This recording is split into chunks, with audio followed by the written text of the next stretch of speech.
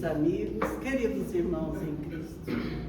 É com grande alegria no coração que nos reunimos aqui mais essa noite para mais uma reflexão em torno do Evangelho do Cristo iluminado pela luz da doutrina espírita. Então que possamos estar aqui nesses poucos minutos, presentes, mas na presença do Cristo. E consigamos deixar os nossos problemas lá fora, as tribulações do dia a dia, que são tantas, para que nós possamos aproveitar esses minutos e que tenhamos dele um grande aproveitamento. Porque a boa nova do Cristo, o Evangelho do Cristo, é sempre conforto, consolo e esclarecimento para os nossos corações. Então, que cada um de nós que aqui nos reunimos nessa noite, possamos encontrar aquilo que viemos buscar. Que seja uma palavra de consolo, que seja um direcionamento para os nossos caminhos, que seja um esclarecimento para alguma dúvida no percurso de nossas vidas. Que nós roguemos ao Mestre de nossas vidas, que nos inspire e nos proteja nesses poucos minutos. Obrigada pela presença de todos. A nossa reflexão dessa noite, ela será pautada na primeira carta de Paulo aos Tessalonicenses, lá no capítulo 4, no versículo 9, onde Paulo diz, primeiro, quer saber, todos estão escutando? Tudo certo? Não preciso falar mais alto não, né?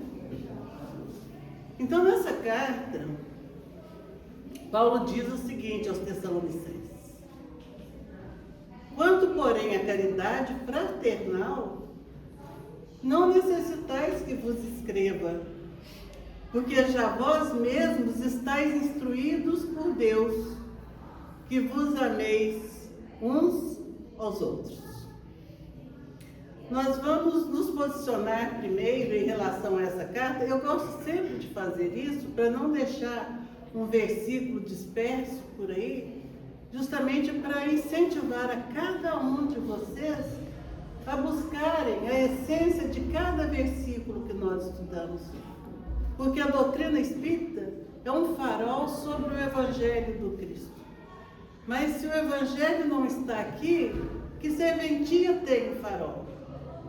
Então as pessoas, elas se preocupam muito em estudar a doutrina, mas nós precisamos estudar a base dela, que é o cristianismo.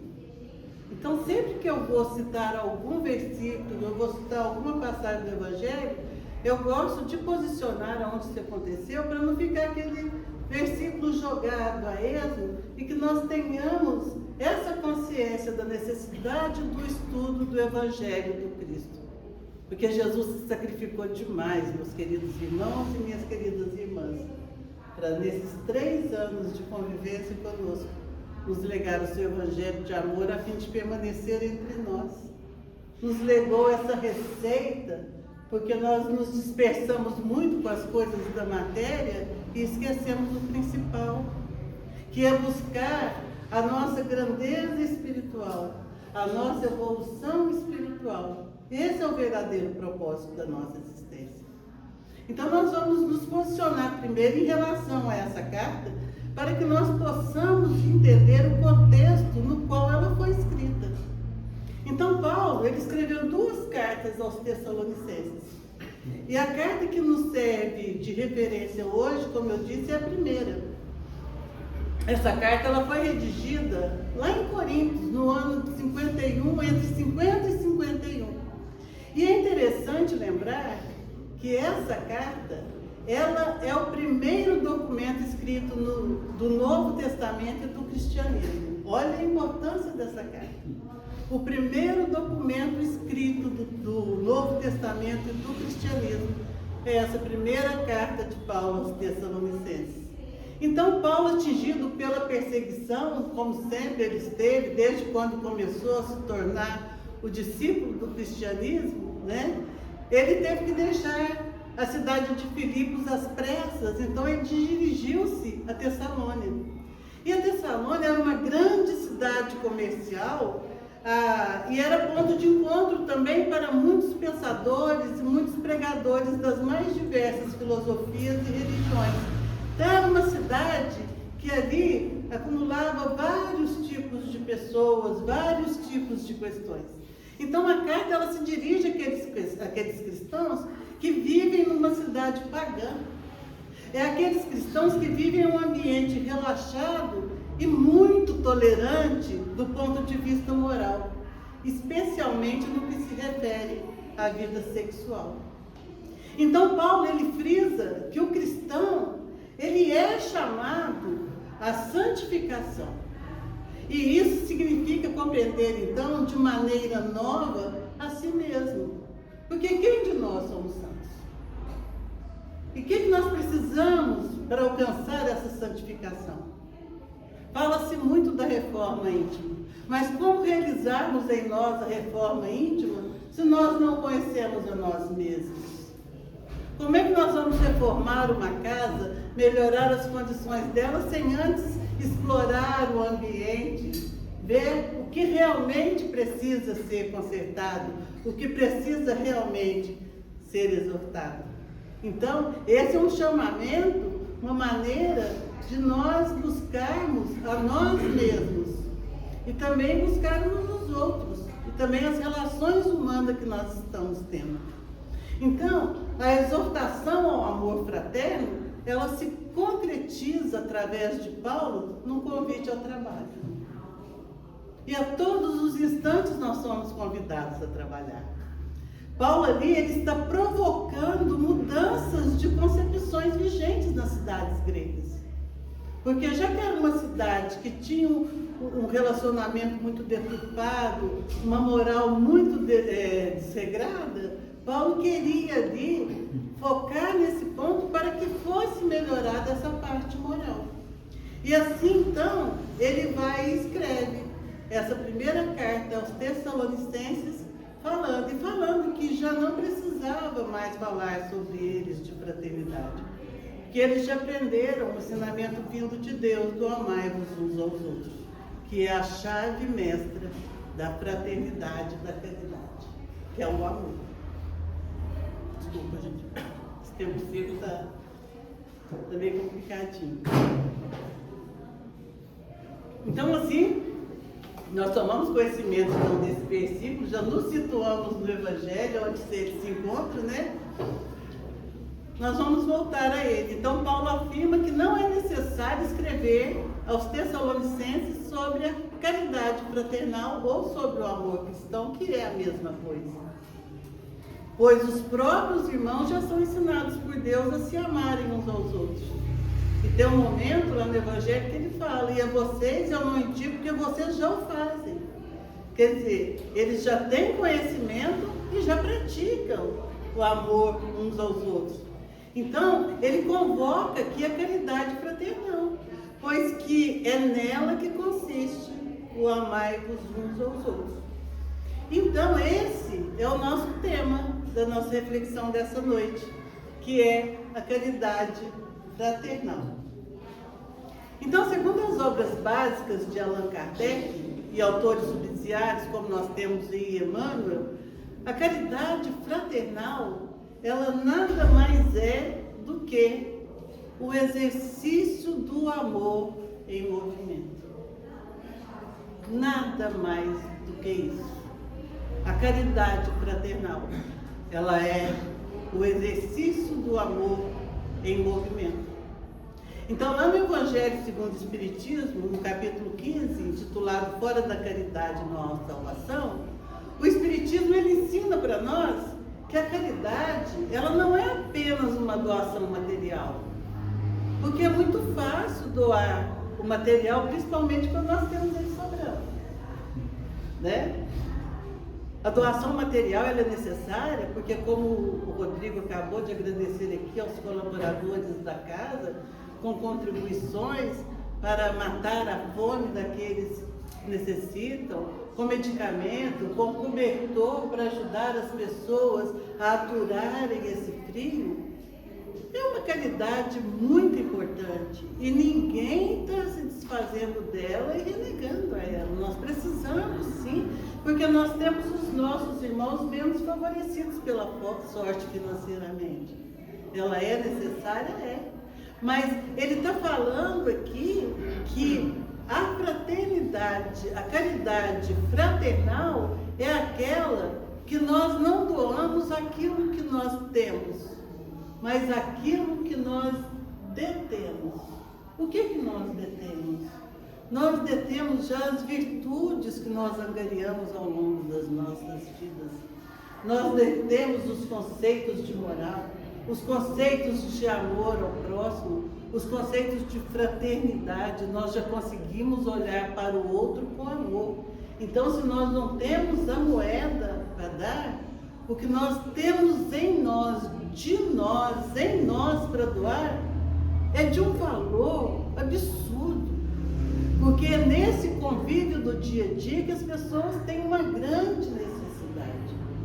Porque tem gente que está com a conta bancária explodindo, celeiros explodindo de tanto grão, mas se sentem solitários, angustiados, ansiosos pelo dia de amanhã. Então, é essa caridade que nós damos aquilo que nós detemos, que nós temos em nós, e não aquilo que nós retemos de bens materiais.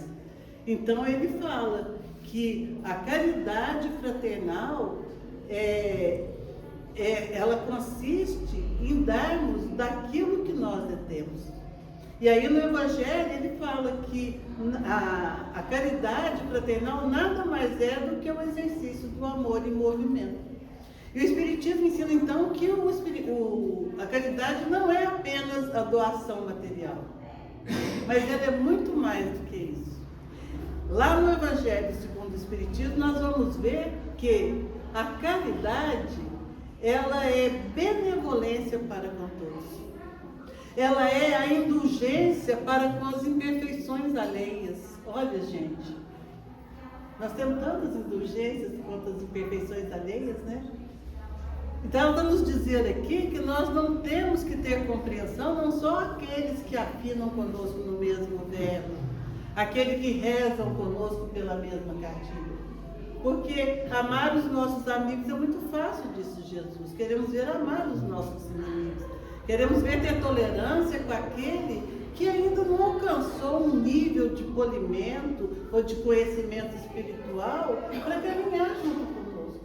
E quando nós olhamos nessas críticas que nós nos achamos no direito de julgar e de criticar, nós temos que pensar que nós só estamos um pouquinho mais à frente, porque nós já passamos por aquela fase também, em que nós falhamos, em que nós deixamos de fazer aquilo que nós poderíamos ter feito. Então, o Espiritismo ensina que é a benevolência para com todos, a indulgência para com as imperfeições alheias e, o mais importante, perdão das ofensas.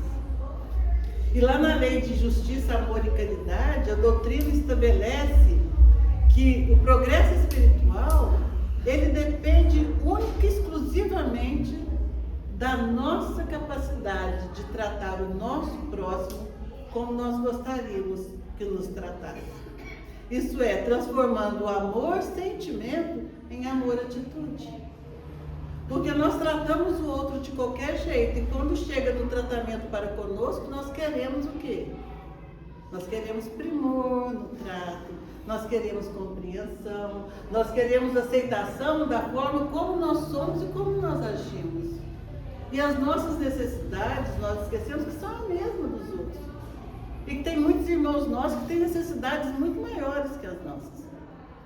É porque a gente fala, a gente vê a ponta do iceberg, mas não sabe o que está na estrutura dele embaixo. Nós não sabemos como é que está a estrutura do outro, nós estamos vendo só a ponta do iceberg. E cada um de nós sabemos que carregamos as suas mazelas, os seus problemas, as suas tribulações, porque afinal de contas nós estamos encarnados em um planeta de provas e expiações. Nós fomos atraídos para cá pelo nosso merecimento, pelas nossas obras. Nós estamos aqui com o propósito de nos melhorarmos, de galgarmos um lugar na nova terra que está se preparando para se apresentar para nós, né? Então,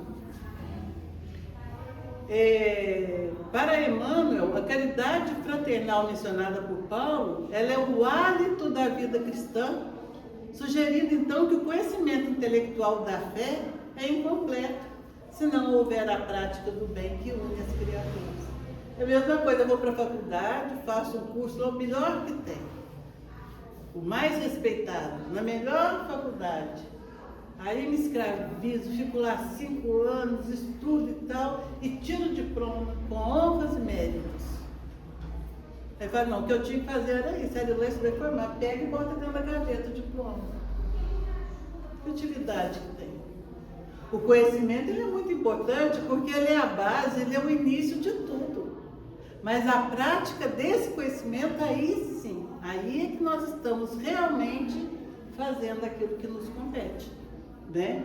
Então, o Emmanuel fala que a caridade fraternal mencionada por Paulo é o hálito da vida cristã, sugerindo que o conhecimento intelectual da fé é incompleto se não houver a prática do bem que une as criaturas. E aí nós vamos ver quais são os pontos chaves para a prática dessa caridade fraternal que nós estamos falando. Primeiro é a indulgência, como nós falamos aqui. O que é a indulgência? É aceitar o outro com as suas limitações. A solidariedade. O que é a solidariedade? Reconhecer como parte de uma mesma família. Porque reconhecer que nós somos todos filhos de Deus. Fomos criados simples e ignorantes à sua imagem e semelhança. Então nós somos todos irmãos. Somos todos da mesma família. Nós consideramos da nossa família o sangue. Ah não, pelo meu sangue, o outro aqui de casa eu faço qualquer coisa. Agora outro na rua, não, isso aí é problema dele. Na maioria das vezes não é assim. E a ação espontânea. O que é a ação espontânea? É agir pelo impulso natural do bem, como Paulo sugere aos Tessalonicenses, que nem ia falar daquilo para eles de amor ao próximo, porque aquilo eles já sabiam e eles já faziam. Tanto é que eles estavam lá, separados de Paulo, separados do lugar onde eles gostariam de estar, para quê? Para levar aquelas pessoas, né, os ensinamentos, o conhecimento que eles tinham. Então a caridade, segundo Paulo, ela não é apenas a beneficência, ela é o conjunto de todas as qualidades do coração. Todas as qualidades. Então a caridade, ela é paciente, a caridade, ela é branda, a caridade, ela é benfazeja. E o mais importante, a caridade, ela não é invejosa. A caridade não é temerária e nem precipitada. A caridade, ela não se enche de orgulho, ela não é desdenhosa. Ela não busca seus próprios interesses. Ela não se irrita. Ela não julga mal, não suspeita do outro sem motivo. E ela não se alegra com a injustiça, mas ela se alegra com a verdade. E lá no Livro dos Espíritos, Allan Kardec, quando ele fala da caridade, a caridade fraternal, ela é analisada ali sob a ótica da lei de justiça, amor e caridade. Então, lá na parte terceira, no capítulo Caridade e Amor ao Próximo, lá na questão 886, os Espíritos, eles definem a caridade como Jesus a entendia. Benevolência para com todos, indulgência para as imperfeições dos outros e perdão das ofensas. Todas as vezes que nós oramos, o que nós mais fazemos é pedindo a Deus perdão pelas nossas ofensas, né? E Jesus falou, quando fores trazer as suas oferendas ao altar, tiver alguma pendência com seu irmão, deixa ali as suas oferendas, vá, se reconcilie com teu irmão e volta. Quer dizer, tem alguém a ser perdoado? Vem aqui pedir perdão? Então deixa aqui, vai lá, perdoa o outro e vem aqui pedir o seu perdão. Porque na oração do Pai Nosso, que nos foi ensinado por Jesus, ele falou, perdoai as nossas ofensas, assim como nós perdoamos a quem nos tem ofendido. Então vamos perdoando daqui para sermos merecedores merecedores do perdão que nós necessitamos de Deus a todo momento. Porque nós somos muito falhos.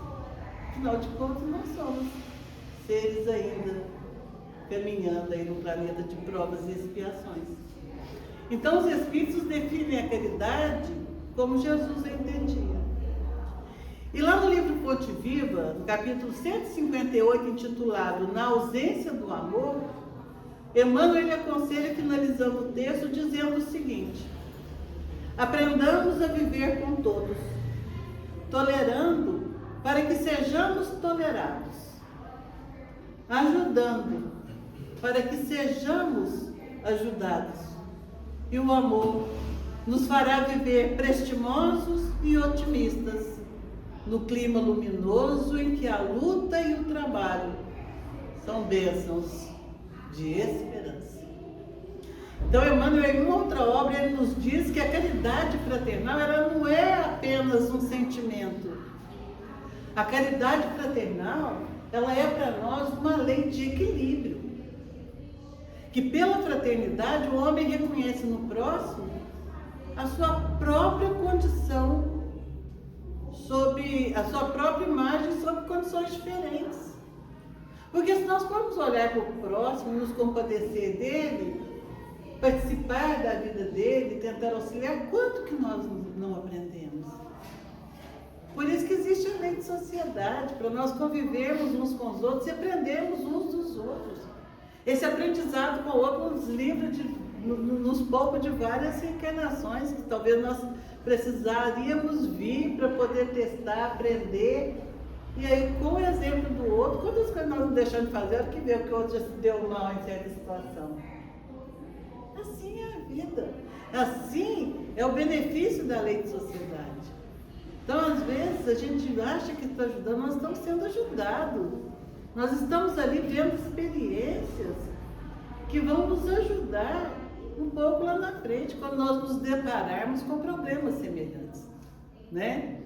Então, essas referências, elas mostram que para o Espiritismo, o ser ensinado por Deus, a que Paulo se refere lá na carta aos Tessalonicenses, é a intuição da lei de amor gravada na nossa consciência e que se manifesta como impulso natural de fraternidade. Então, onde estão as leis de Deus? Na nossa consciência. E por que nós não a seguimos? Por que nós não adotamos? Porque nós estamos deslumbrados com isso aqui. Não temos tempo. Então, agora que nós temos o conceito aí de caridade amplamente entendido, nós vamos ao texto que serve de base para a nossa reflexão dessa noite, que é um texto de Emmanuel, que está no livro Fonte Viva, lá no capítulo 138, intitulado O Justo Remédio, em que Emmanuel pega esse versículo da primeira carta de Paulo aos Tessalonicenses e vai escrevendo a sua página em cima desse versículo. Então ele começa dizendo o seguinte: em sua missão de consolador, recebe o Espiritismo milhares de consultas partidas de almas ansiosas que imploram socorro e solução para diversos problemas. Então, qual que é a natureza das consultas? Ele destaca aqui que o movimento espírita, ele recebe milhares de consultas para achar soluções dos problemas do cotidiano. Então, isso reflete a nossa condição humana. A nossa condição, principalmente nos dias de hoje, por respostas imediatas para problemas práticos. E quais são esses problemas práticos? Doenças, quem não as tem? Os lutos, as perdas de entes queridos, as dificuldades financeiras, as crises existenciais. Então, as pessoas, diante dessas coisas que são normais no nosso dia a dia, se apavoram e começam a buscar a doutrina, buscando solução, respostas. Existe resposta para essas coisas, gente?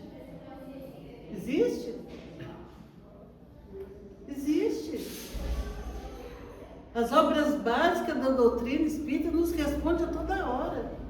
Estou com problema de perdoar? Vai lá no Evangelho segundo o Espiritismo e lê sobre, estuda. Não lê, não estuda sobre o perdão. Está com uma missão difícil para enfrentar? Vá nas obras básicas, estudem. Conhecereis a verdade vos libertará, nos ensinou Jesus. Jesus nos legou seu Evangelho de amor. Sabe receita de bolo? Jesus deixou lá pra gente. Agora a receita de bolo às vezes está lá, a pessoa pega, mas não pega com interesse, com dedicação, sai uma porcaria, né? O outro faz a mesma receita e sai brilhante, fantástico, todo mundo quer.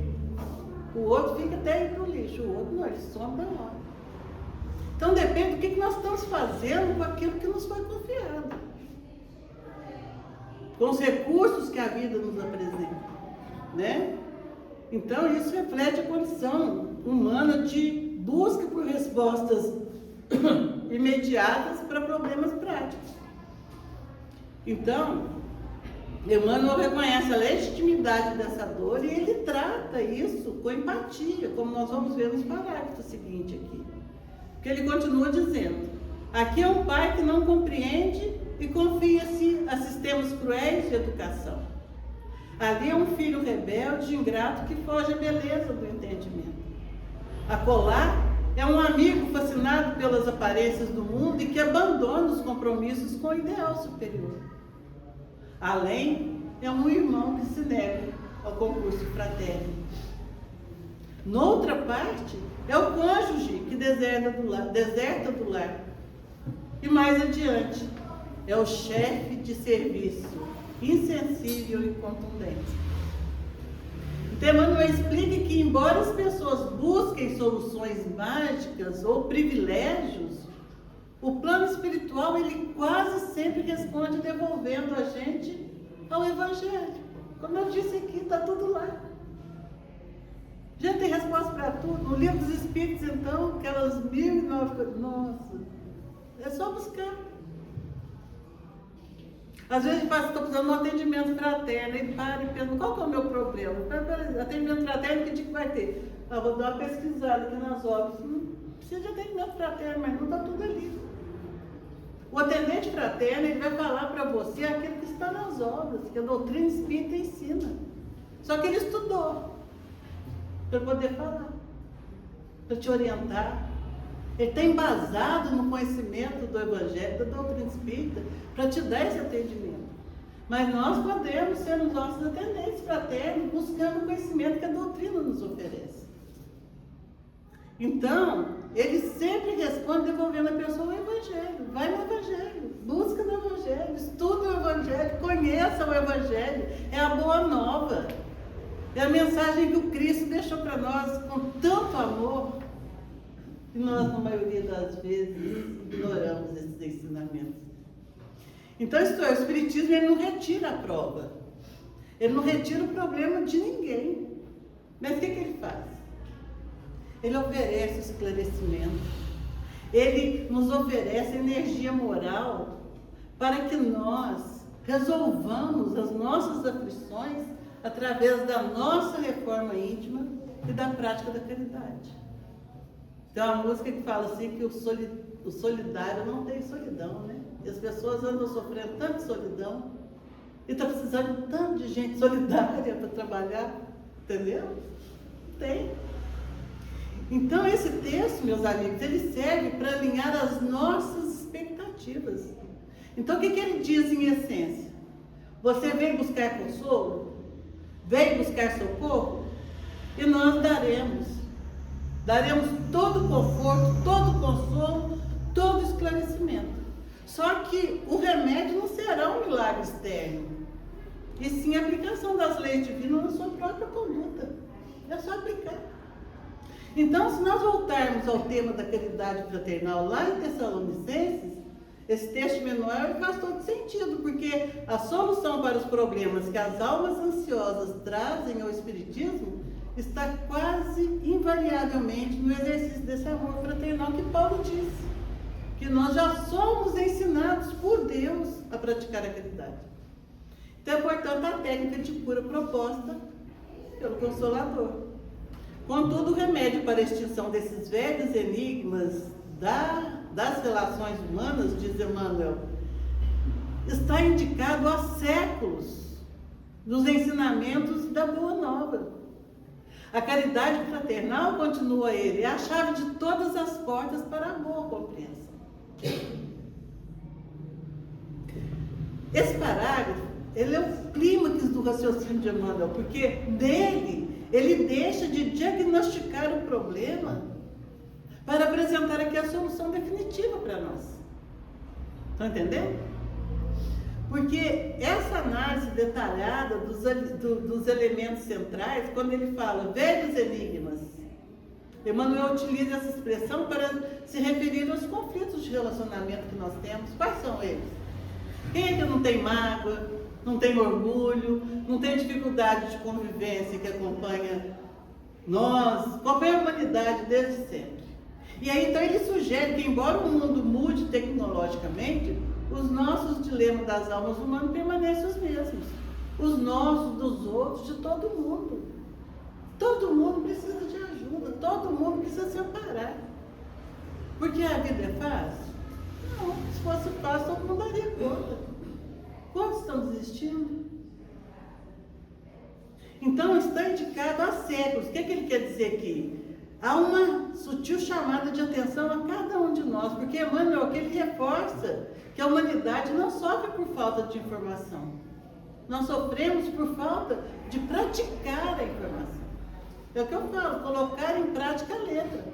Santo Agostinho, quando os discípulos dele saíram para pregar, ele falou: vão e preguem o Evangelho. E, se necessário, usem palavras. O que é que ele quis dizer com isso? Porque falar todo mundo fala. A palavra, ela esclarece, mas o exemplo, ele arrasta. Então, às vezes nós podemos falar, e não dá resultado nenhum. Mas se ele ver uma ação nossa, ele fala assim, ele gosta, eu gostei daquilo, acho que eu vou querer fazer aquilo também. Porque falar, todo mundo fala. Eu posso chegar aqui e fazer uma apresentação de mim e falar para vocês que eu sou a rainha da Inglaterra. Mas aí até ser a rainha da Inglaterra, né? Então está indicado a séculos aqui há uma sutil chamada de atenção a cada um de nós. Que nós temos que buscar acelerar esse processo. E o remédio não é uma descoberta recente do Espiritismo. Não é o Espiritismo que está ensinando isso para nós. O Espiritismo nasceu agora, há pouco tempo. Mas a essência da Boa Nova, que é o Evangelho de Jesus, que já foi nos entregue há milênios, há mais de 2000 anos, né? Então, esse é um dos conceitos mais citados na literatura espírita para definir a utilidade prática do amor. Então, a chave de todas as portas, Emmanuel define a caridade fraternal como uma ferramenta universal.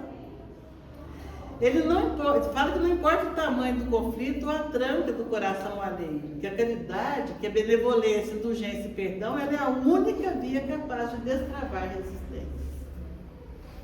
Então, nós vemos aí que a boa compreensão é o objetivo final. Para o Espiritismo, a maioria dos sofrimentos nascem do quê? Da nossa incompreensão. Então, não entendemos as ações do próximo e tampouco o propósito das nossas provas. Por isso, nós vivemos amargurados e maldizemos da sorte. E a caridade fraternal, ela limpa a nossa visão, permitindo que nós nos compreendamos a vida sobre a ótica espiritual, né? Emmanuel continua dizendo que o discípulo do Evangelho é alguém que foi admitido à presença do Divino Mestre para servir. A recompensa de semelhante trabalhador, efetivamente, não pode ser aguardada no imediatismo da terra. Se nós estamos aqui falando de caridade, de fraternidade, de servir, é para nós recebermos posição social, bens materiais? Não. Porque a recompensa, ela não pode ser aguardada no imediatismo da terra. É como colocar o fruto na fronte verde da plantinha nascente. É como arrancar a obra-prima do mármore com o primeiro golpe do cinzel. A recompensa de semelhante trabalhador, continua ele, efetivamente não pode ser guardada no imediatismo da terra.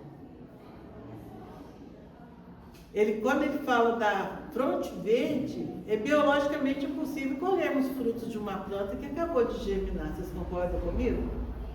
Então, o desenvolvimento espiritual, ele exige tempo de amadurecimento. Ele exige esforço nosso, ele exige empenho nosso, ele exige trabalho nosso, né? E Emmanuel continua que quem realmente ama em nome de Jesus está semeando para a colheita divina. E não procuremos orientação com os outros para assuntos claramente solucionáveis por nosso esforço. Sabemos que não adianta desesperar ou amaldiçoar. Cada espírito possui o roteiro que lhe foi designado. E ele termina dizendo: saibamos caminhar, portanto, na senda que a vida nos oferece, sob a luz da caridade fraternal, hoje e sempre. E esse, para mim, é um fechamento magistral, porque após diagnosticar as angústias humanas, apresentar o remédio, que é o Evangelho, nos dar a ferramenta para nós lutarmos, para nós trabalharmos, que é a caridade, e nos dizer da necessidade da paciência, Emmanuel aqui ele conclui um chamado à ação. Ele está convocando cada um de nós à ação. Que sejamos aqueles que foram chamados à presença do Cristo, que tivemos contato com o seu Evangelho, que tomamos conhecimento já dessa boa nova, que nós coloquemos em prática, que nós façamos brilhar a nossa luz, para que o mundo veja resplandecer em nós o reino de Deus. Então, a consciência que nós devemos ter, né? Emmanuel diz assim que não é só a consciência no nosso passo. Ele diz que não é apenas caminhar, mas que nós saibamos caminhar. E como é que nós saberemos caminhar? Tendo discernimento. É a diferença entre ser arrastado pelas circunstâncias da vida e caminhar com propósito. O que nós estamos fazendo?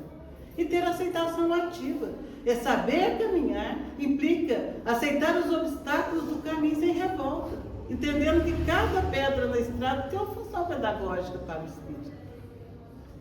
E aí nós vamos terminar usando um texto que está lá no livro Pão Nosso, que Emmanuel, ele se baseia nesse mesmo versículo da primeira carta de Paulo aos Tessalonicenses, dizendo o seguinte: e que ninguém peça ao céu determinadas receitas de fraternidade, porque a fórmula sagrada e imutável permanece conosco no amai-vos uns aos outros.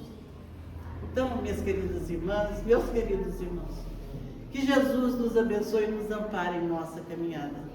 Que nós possamos permanecer firmes, operosos no propósito de servirmos na seara do Cristo, assim como nos pede Jesus. Que sejamos o Evangelho vivo e operante em nossas vidas. Que possamos, a cada irmão que encontrarmos na nossa caminhada, mostrar para ele que nós já fomos apresentados ao Cristo, que nós já conhecemos o seu Evangelho e que nós estamos aqui agora no propósito e na luta de colocá-lo em prática. Que ele, o Mestre, nos abençoe hoje e sempre. Fiquem com Deus.